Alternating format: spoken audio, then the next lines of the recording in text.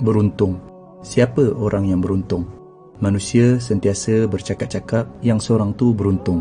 Dia ada rumah, dia ada kereta, dia ada kerja, dia ada pasangan yang cantik, dia ada anak-anak, dia ada jawatan, dia ada kawan-kawan yang hebat-hebat. Ni semuanya untung. Tapi hanyalah untung dunia dan tak perlu didengkikan. Yang beruntung, yang tahu bahawa baca 2 ayat terakhir surah Al-Baqarah dalam satu malam akan mencukupkannya, lalu dia pun amalkan.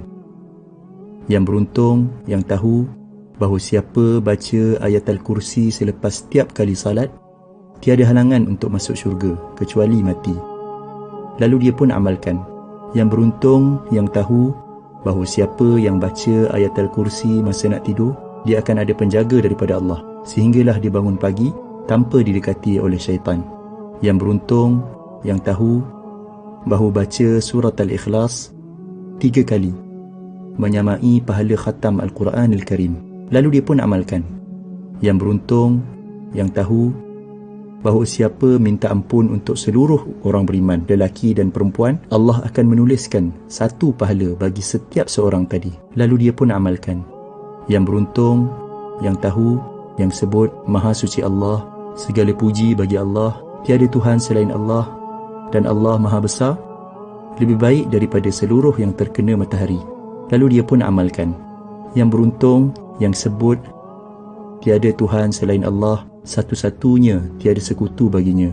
Baginyalah kerajaan dan kepujian. Dialah yang menghidupkan, dialah yang mematikan, dan dialah Maha berkuasa atas segala sesuatu.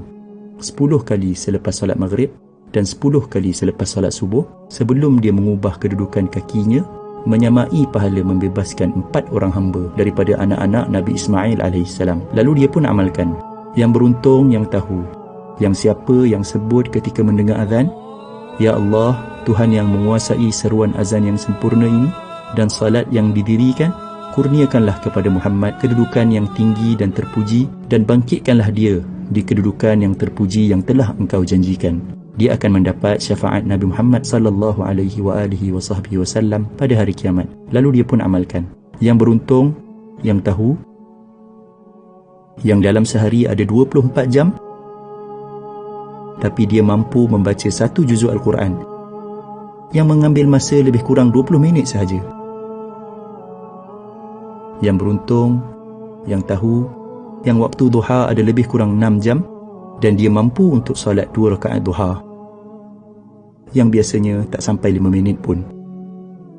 Yang beruntung, yang tahu, yang waktu malam ada hampir 11 jam dan dia mampu untuk salat witir 1 rakaat yang mungkin tak sampai 3 minit pun.